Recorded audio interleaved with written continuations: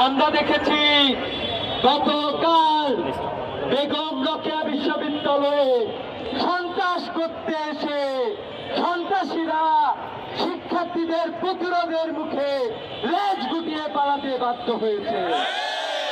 আমরা আজকে দেখলাম সন্ত্রাসীদের প্রতিরোধের মুখে ঢাকালিয়া থেকে তারা ছাত্রদের প্রতিরোধের মুখে ঢাকালিয়া থেকে বিতাড়িত হয়েছে।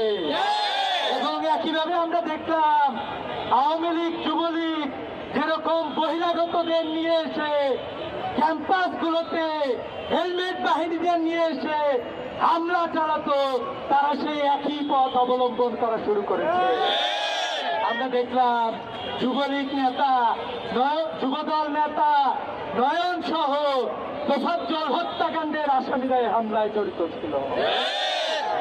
আমরা দেখেছি ঢাকা কলেজে হামলা চালিয়েছেন, বাংলাদেশের সকল ক্যাম্পাসে আপনারা অস্থিতিশীল করার চক্রান্তে লিপ্ত হয়েছে। আমরা যখন দেখছি জনদুর্ভোগ একের পর এক বেড়ে চলছে, জ্বালানি বিদ্যুতের দাম কয়েক গুণ বৃদ্ধি করা হয়েছে।